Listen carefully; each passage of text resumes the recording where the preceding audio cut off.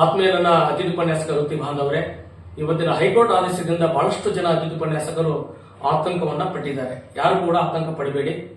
ಯಾಕಂದ್ರೆ ಈಗಾಗಲೇ ಮೊನ್ನೆ ಘನ ಸರ್ಕಾರ, ಮೊನ್ನೆ ಕಾನೂನು ಸಚಿವರು, ಮೊನ್ನೆ ಉನ್ನತ ಶಿಕ್ಷಣ ಸಚಿವರು ಮತ್ತು ಮೊನ್ನೆ ಮುಖ್ಯಮಂತ್ರಿಗಳು, ಉಪಮುಖ್ಯಮಂತ್ರಿಗಳು, ಉನ್ನತ ಶಿಕ್ಷಣ ಇಲಾಖೆಯ ಅಧಿಕಾರಿಗಳು ಒಂದು ಒಳಿತನ ಬಯಸುವಂತ ನಿಟ್ಟಿನಲ್ಲಿ ನಮ್ಮ ಅತಿಥಿ ಉಪನ್ಯಾಸಕರಿಗೆ ಒಳಿತು ಮಾಡಬೇಕಂತ ಹೇಳಿ ತಾವೆಲ್ಲರೂ ಅಲ್ಲಿ ಚಿಂತನೆ ನಡೀತಾ ಇದೆ. ಹಾಗಾಗಿ ಯಾರು ಕೂಡ ಭಯಪಡುವಂತ ಅವಶ್ಯಕತೆ ಇಲ್ಲ. ಆದ್ಮೇಲೆ ಒಂದು ಅತಿಥಿ ಉಪನ್ಯಾಸಕರ ಸಂಘಟನೆಯಿಂದ ಕೂಡ ಒಂದು ಕಾನೂನಾತ್ಮಕ ಹೋರಾಟಕ್ಕೆ ಸಿದ್ಧರಾಗಿದೆ. ಆ ಕಾನೂನಾತ್ಮಕ ಹೋರಾಟದಲ್ಲಿ ತಾವೆಲ್ಲರೂ ಕೂಡ ಭಾಗಿಯಾಗಬೇಕಂತ ಹೇಳಿ ಈ ಮೂಲಕ ತಮ್ಮಲ್ಲಿ ವಿನಂತಿ ಮಾಡಿಕೊಂಡು, ಒಬ್ಬೊಬ್ಬ ವಕೀಲರು ಹಿಡ್ಕೊಂಡು ನೀವು ಹೋದ್ರೆ ಅದಕ್ಕೆ ಬೆಲೆ ಇರಲ್ಲ. ಹಾಗಾಗಿ ಅತಿಥಿ ಉಪನ್ಯಾಸಕರ ಸಂಘದ ಅಡಿಯಲ್ಲಿ ನಾವೆಲ್ಲರೂ ಕೂಡ ಕಾನೂನಾತ್ಮಕ ಹೋರಾಟಕ್ಕೆ ಸಿದ್ಧರಾಗಿದೆ. ತಾವೆಲ್ಲರೂ ಕೂಡ ಸಿದ್ಧರಾಗಬೇಕಂತ ಈ ಮೂಲಕ ತಮಗೆ ತಿಳಿಪಡಿಸ್ತಾ 2023-24ರಲ್ಲಿ ಸೇವೆ ಸಲ್ಲಿಸಿದ್ದ ಅತಿಥಿ ಉಪನ್ಯಾಸಕರಿಗೆ ಕೂಡ ಅವಕಾಶ ಕಲ್ಪಿಸಬೇಕು ಅಂತ ಹೇಳಿ ಮಾನ್ಯ ಸಚಿವರಿಗೆ ಮನವಿ ಮಾಡಿಕೊಂಡಾಗ ಸಕಾರಾತ್ಮಕವಾಗಿ ಕೂಡ ಸ್ಪಂದನೆ ಮಾಡಿದ್ದಾರೆ. ಹಾಗಾಗಿ ಯಾರು ಕೂಡ ಭಯಪಡುವಂತ ಅವಶ್ಯಕತೆ ಇಲ್ಲ, ಧೈರ್ಯವಾಗಿರಿ ಅಂತ ಹೇಳ್ತಾ ನನ್ನ ಮಾತನ್ನು ಮುಗಿಸ್ತೇನೆ. ಜೈ ಭುವನೇಶ್ವರ್. ಎಲ್ಲರಿಗೂ ನಮಸ್ಕಾರ. ಆತ್ಮೀಯ ನನ್ನ ಅತಿಥಿ ಉಪನ್ಯಾಸಕ ವೃತ್ತಿ ಬಾಂಧವರೇ, ತಾವೆಲ್ಲರೂ ಕೂಡ ಇಂದು ತಮ್ಮ ತಮ್ಮ ಕಾಲೇಜುಗಳಲ್ಲಿ ಜಾಯ್ನ್ ಆಗಿದ್ದೀರಿ.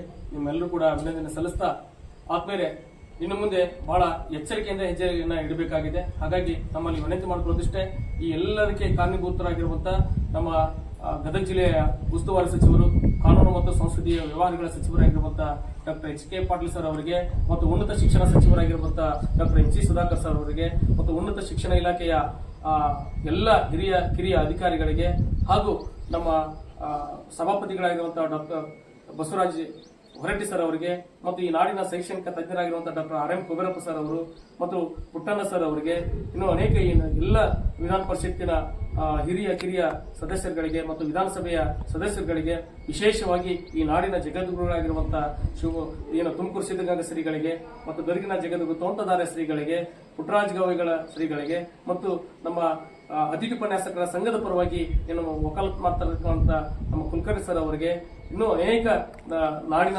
ಶೈಕ್ಷಣಿಕ ತಜ್ಞರು ನಮ್ಮೆಲ್ಲರಿಗೂ ಕೂಡ ಇವ್ರಿಗೆ ಯಾರಿಗೆ ಅನ್ಯಾಯ ಆಗಬಾರ್ದು ಅಂತ ಹೇಳಿ ಮಾನ್ಯ ಮುಖ್ಯಮಂತ್ರಿಗಳಿಗೆ ಮತ್ತು ವಿಶೇಷವಾಗಿ ಸನ್ಮಾನ್ಯ ಶ್ರೀ ಸಿದ್ದರಾಮಯ್ಯ ಸರ್ ಅವರಿಗೆ ಮತ್ತು ಉಪಮುಖ್ಯಮಂತ್ರಿಗಳಾಗಿರುವಂತಹ ಡಿ ಕೆ ಶಿವಕುಮಾರ್ ಸರ್ ಅವರಿಗೆ ಈ ರಾಜ್ಯದ ಎಲ್ಲ ಅತಿಥಿ ಉಪನ್ಯಾಸಕರ ಸಂಘದ ಪರವಾಗಿ ಅವರಿಗೆ ಹೃತ್ಪೂರ್ವಕವಾದಂತಹ ಅಭಿನಂದನೆಗಳು ಸಲ್ಲಿಸ್ತಾರೆ. ಯಾಕಂದ್ರೆ ಸುಮಾರು ವರ್ಷಗಳಿಂದ 2016-18ರಿಂದ ಬಂದಿರುವಂತಹ ಯುಜಿಸಿ ನಿಯಮಗಳನ್ನ ಈಗ ಇಂಪ್ಲಿಮೆಂಟ್ ಮಾಡಲಿಕ್ಕೆ ಹೊರಟಿದ್ದರು.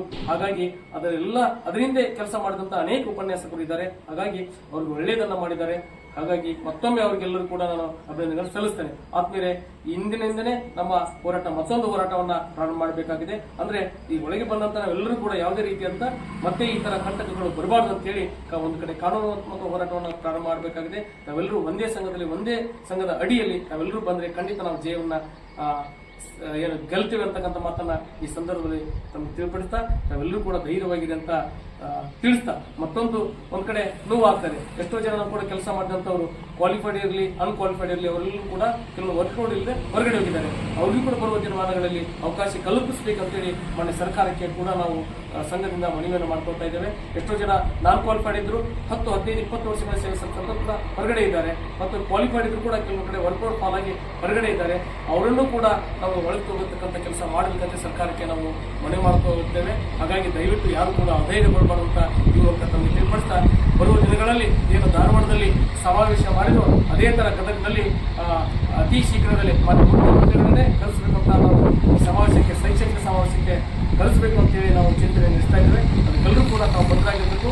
ಮತ್ತೊಂದು ವಿಷಯ ಏನಂತಂದ್ರೆ, ನಾವೆಲ್ಲರೂ ಕಡ್ಡಾಯವಾಗಿ ಸಂಘದ ಸದಸ್ಯತ್ವವನ್ನು ಪಡೆದುಕೊಂಡು ಎಲ್ಲರ ಜೊತೆಗೆ ನಾನು ಇರ್ತೇನಂತ ಈ ಸಂದರ್ಭದಲ್ಲಿ ತಿಳ್ಕೊಳ್ತಾ, ನಾವೆಲ್ಲರೂ ಕೂಡ ಧೈರ್ಯವಾಗಿರಿ ಅಂತ ಹೇಳಿ ಮತ್ತೊಮ್ಮೆ ಎಲ್ಲರಿಗೂ ಶುಭವಾಗಲಿ ಅಂತ ನನ್ನ ಮಾತನ್ನು ಮುಗಿಸ್ತೇನೆ. ಜೈ ಭುವನೇಶ್ವರ್.